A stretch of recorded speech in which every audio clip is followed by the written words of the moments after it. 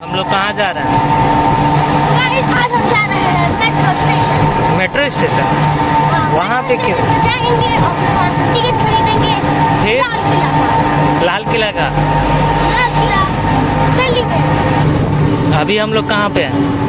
अभी हम गाँव में। तो फिर मिलते हैं लाल किला में। अब अगले आपको लाल किले के वीडियो की लिंक डिस्क्रिप्शन में मिल जाएगा। Sorry for the background, so much of background noise. तो चलो चलते हैं। हम लोग जा रहे थे कहाँ? Red fort. तो रेड फोर्ट हम लोग जा रहे हैं और अभी मैं टोटो में हूँ। फिर उसके बाद हम लोग पहुँचेंगे क्या बोलते हैं, मिलेनियम सेंटर गुरुग्राम, जो कि मेट्रो स्टेशन है। फिर वहाँ से हम लोग को टिकट खरीदना होगा। फिर हम लोग टिकट खरीद के जाएंगे चांदनी चौक। चांदनी चौक से उतर के ही आपको थोड़ा सा पैदल चलते ही आपको लाल किला दूर से ही नज़र आता हुआ दिख जाए। जैसे कि अभी हम लोग देख ही पा रहे हैं कि वहाँ पर हमें दूर से ही दिख रहा है कि वो रहा लाल किला। और ये रास्ते में मतलब यहीं पर से शायद आगे से ही परेड शुरू होती है राष्ट्रपति भवन के पास से। और यहाँ पर आपको रास्ते में बहुत सारे मतलब क्या ही बताऊँ, कर्तव्य का क्या बोलते हैं, कर्तव्य ना, हाँ, कर्तव्य करते हुए बहुत सारे लोग मिल जाते हैं। फिर वहाँ पर भी हमें लाल किला के ठीक थोड़े से पहले ही हमें हनुमान मंदिर देखने को मिलता है। वो मंदिर तो हम लोग नहीं जा पाते हैं। ये रहा वो मंदिर, जो कि बहुत ही अच्छा लग रहा है, बहुत ही प्यारा है। और ये यहाँ की रिक्शा है जो कि 2 सीटर या 3 सीटर इस तरह से है। 4 सीटर है भाई, 4 सीटर रिक्शा। और ये रहा मैं, जो कि कैमरा को हिलाता हुआ, मतलब उतना कैमरा मेरा स्टेबल है नहीं। और मैं थैला मतलब सामान जो है हम लोग लेते हुए जा रहे थे। और यहाँ पर हम लोग थोड़ा सा अनारस खा लेते हैं ताकि भूख भी हमें लगी थी यार। तो ये रहा हमारा लाल किला। और इस लाल किला के बगल में ही एक छोटा सा मेला लगा हुआ था, जो कि मुझे नहीं पता वो किस कारण के लिए लगा है, पर आप लोग को अगर पता होता तो ज़रूर बताइएगा। और ये लाल किला भाई दूर से बहुत ही अच्छा लग रहा था, लेकिन सामने से और भी गजब का लग रहा है। ये चलते हैं। अब मैं कुछ बोलूँगा और आप लोग को ध्यान से सुनना है, ठीक है? और बिल्कुल भी हिचकिचाना नहीं है मुझे, और इसीलिए चलो सुनते हैं। हाँ, लाल किला आ गए हैं और हमारे छोटे भाई ब्लॉग को कंप्लीट करेंगे। फिर उसके बाद हमसे बात होगी। चलो। आ चुके हैं रेड फोर्ट, जो मैंने आपको बताया था जब हम टोटो पे थे कि हम रेड फोर्ट में आएंगे अगले डिस्क्रिप्शन वाले वीडियो में। ये है रेड फोर्ट का एंट्रेंस। चलते हैं, हम उधर ही जा रहे हैं रेड फोर्ट। देखो यार, मैं तो रेड फोर्ट आप लोग को दिखाने तो लेके जा रहा हूँ, लेकिन मुझसे डिटेल में कुछ भी पूछना मत, क्योंकि मुझे हिस्ट्री सब्जेक्ट बिल्कुल पसंद नहीं थी। उसमें भी मैं कच्चा नींबू था, इसलिए हमसे ज़्यादा कुछ डिटेल में नहीं पूछेंगे, ठीक है? तो चलिए चलते हैं रेड फोर्ट के अंदर। और दीवारें बहुत ही ऊंची ऊंची हैं, तो आप लोग को दिख ही रहा होगा उतना मैं क्या बोल रहा हूँ। और धूप बहुत तेज़ थी। फिर जैसे ही आप अंदर आते हो तो एक छोटा सा मार्केट आप लोग को दिखता है, जहाँ पर बहुत सारी अच्छी अच्छी चीज़ें बेची जा रही थी। आप लोग को देखकर अच्छा लगेगा, लेकिन मैं वो उतनी सारी चीज़ें आप लोग को दिखा नहीं पाऊँगा क्योंकि भीड़ बहुत थी, ठीक है? तो उसके लिए मुझे माफ़ कर देना। तो अंदर का वातावरण बहुत ही शांत था, उतना हवा हल्ला देखने को नहीं मिलेगा। और म्यूज़ियम की टिकट और रेड फोर्ट की टिकट दोनों आपको लेनी पड़ेगी अगर आप लोग म्यूज़ियम भी घूमना चाहते हो। नहीं तो रेड फोर्ट का अंदर का देख कर चले आओ, उतने में ही आपका कितना। तो अब एंट्री होती है हमारे पहले म्यूज़ियम की, जो कि हमारा भ्रमण का, और ये आर्कोलॉजिकल सर्वे ऑफ इंडिया, ये सर्वे किया गया है और उसके कुछ नमूने यहाँ पर हमें देखने को मिलेंगे। तो चलिए शुरू करते हैं म्यूजियम टूर। तो यहाँ पर बहुत सारी चीज़ें देखने को मिली मुझे, और बहुत सी चीज़ें मुझे पढ़ने को भी और सीखने को भी मिली। मतलब मुझे बहुत सारी चीज़ों का ज्ञान भी हुआ जिसका मुझे पता भी नहीं था। तो सबसे पहले हमारा भेंट मुलाकात होता है यहाँ के एक छोटे से तोप से, जो कि उस समय इस्तेमाल किया जाता था। और ये किस लिए इस्तेमाल किया जाता था आप लोग तस्वीर में देख ही पा रहे हो, तो उसके लिए तो मैं ज़्यादा भी कुछ नहीं बोल सकता। और यहाँ पर ही British had no qualms in firing bullets at the unarmed, मतलब ब्रिटिश जो थे उस समय उनमें कोई भी दया रहम नहीं थी। जिनके पास बंदूकें नहीं हुआ करती तो उन पर गोली चलाने के लिए। फिर 1897 ईस्वी की क्रांति के बारे में बताया गया, 1859 ईस्वी की क्रांति के बारे में बताया गया, और भारतीय कैसे अंग्रेजों से बदला लिए हैं उसका एक छोटा सा झलक हमें देखने को मिला। फिर यहाँ पर हमें विनायक दामोदर सावरकर जी की एक छोटी सी झलक देखने को मिली जो कि आप लोग को दिख रही होगी। फिर इसके बाद अब हम लोग चलते हैं सेलुलर जेल की ओर, जो कि उस समय की जेल की एक छोटी सी झलक है। पूरा हुबहू तो नहीं बनाया गया लेकिन एक छोटी सी झलक आप लोग को दिख ही रही होगी। अब इस जेल के अंदर अब हम लोग चलते हैं और देखते हैं कि अंदर जेल में क्या कैसे कैदी को रखा जाता था उस समय। तो यहाँ पर हमें कुछ हथकड़ियाँ मतलब बांध कर रखने के लिए देखने को मिले, और पानी कैसे मिलता था उस वो चीज़ें हमें देखने को मिली, और भूख हड़ताल भी किया गया था उस समय की एक छोटी सी घटना का भी कुछ विवरण हमें देखने को मिला। और यहाँ पर ड्रेस भी देखने को मिला कि उस समय कैदियों को किस तरह के कपड़े पहनाए जाते थे, राष्ट्रवादियों के पोशाक, राष्ट्रविदों को किस तरह कपड़े पहनाए जाते हैं, हथकड़ियाँ देखने को मिली। और उस समय के न्यूज़पेपर्स मतलब क्रांति के समय में जो न्यूज़पेपर का रोल हुआ करता था उसका भी एक छोटा सा झलक हमें देखने को मिला। और उस समय में न्यूज़पेपर अपना रोल कैसे निभाते थे उस वो चीज़ हमें यहाँ पर देखने को मिली। जब मैंने इस म्यूज़ियम में कदम ही रखा भाई रोंगटे ऐसे खड़े हो गए थे क्या ही बताओ। लेकिन बहुत सारी चीज़ें नई नई देखने को मिली। अगर आप लोग को भी चांस मिलता है कभी दिल्ली आओ तो भाई लाल किला ज़रूर घूमते हुए जाना, बहुत सारी चीज़ें आप लोग को देखने को मिलेंगी और हमारे सेनानियों के बारे में, हमारे क्रांतिकारियों के बारे में बहुत सी जानकारियाँ आप लोग को देखने को मिलेगी। ठीक है, तो इसीलिए एक बार ना एक बार ज़रूर घूम के जाना।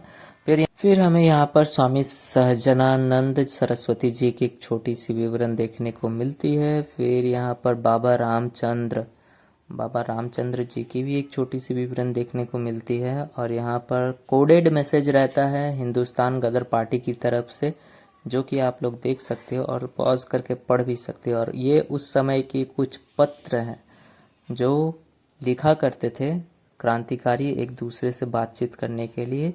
तो ये कुछ पत्र आप लोग देख पा रहे हो और ये बहुत ही पुराना पत्र हुआ करता था। तो अभी भी इसको अच्छे से सहेज कर रखा गया है, जो कि बहुत ही बढ़िया बात है और आने वाली पीढ़ियों के लिए भी। तो ये 15 अगस्त 1947 ईस्वी की क्रांति का समय है और हमें देखने को मिल रहा है कि किस तरह उस समय उस दिन की क्या क्या घटनाएं हुई थी वो आप पिक्चर के थ्रू आप लोग देख पा रहे होगे।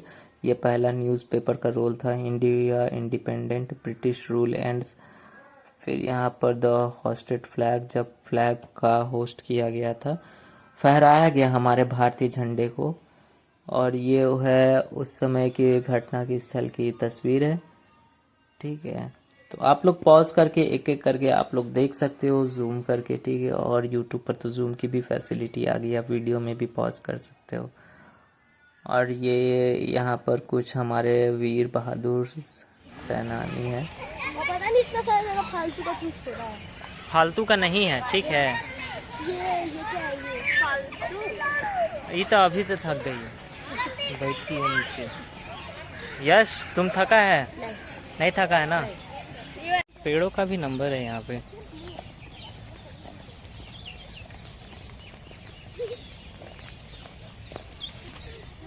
और लाल किला के अंदर जितने भी पेड़ हैं सभी पेड़ों के एक पर्टिकुलर नंबर दिए गए हैं कि कितने पेड़ अभी यहाँ पर हैं और कितने को सहेज कर रखा जा रहा है। उन सभी पेड़ों का भी नंबर दिया गया। और लाल किला के सामने तो बहुत ही अच्छा सुंदर नज़ारा देखने को मिलता है। जैसे ही हम लोग पीछे की ओर बढ़ते हैं तो भाई वहाँ पर खंडर जैसा हाल रहता है, तो आप लोग देख पा रहे होगे।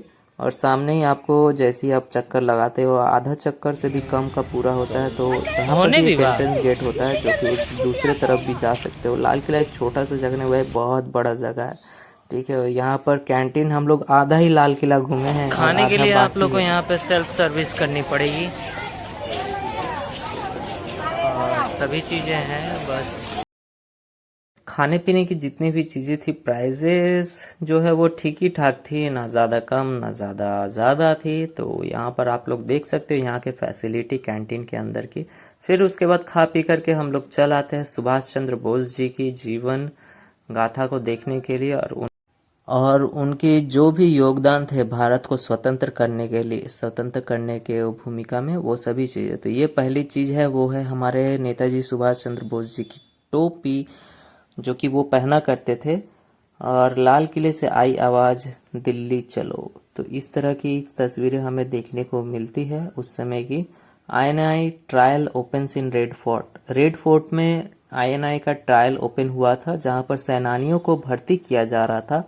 तो अब चलते हैं आगे और देखते हैं कि और भी हमें क्या क्या नई नई चीज़ें देखने को मिलती है। वैसे तो बहुत सारी चीज़ें जो मैंने किताबों में पढ़ी थी, वो आज मैं सच में अपने आंखों के सामने देख रहा हूँ।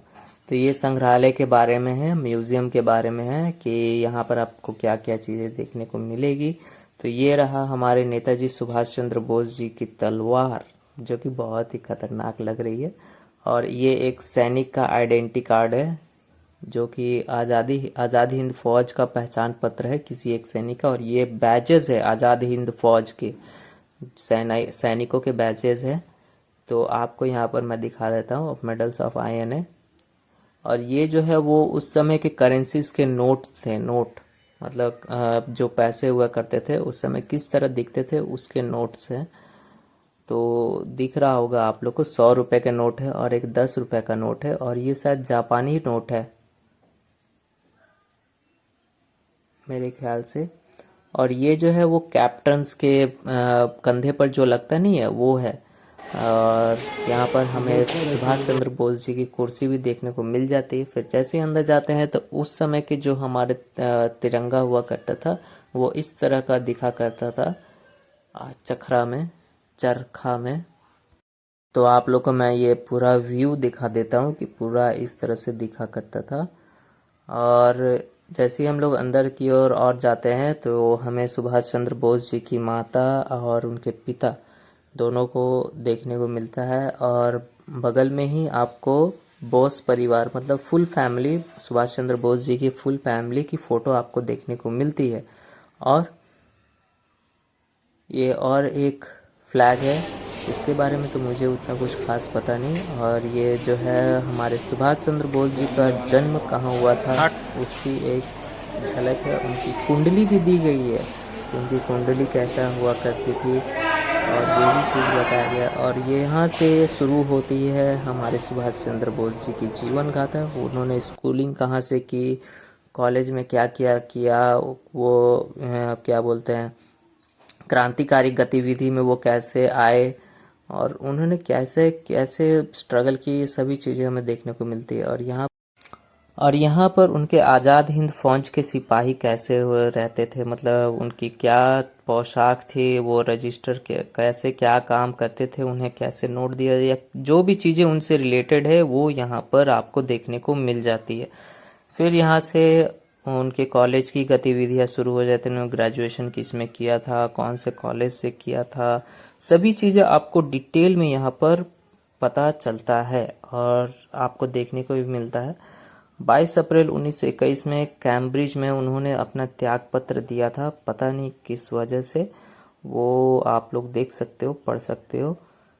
ये भी आपका सेम चीज़ है जो मैंने पहले ही बताया था कि उनके फौज से रिलेटेड जो भी चीज़ें सबूत या फिर जो भी अवशेष मिले थे, वो जो भी गतिविधियाँ हुआ करती थी उस समय की छोटी सी झलक यहाँ पर रखी गई है, आप लोग देख सकते हो।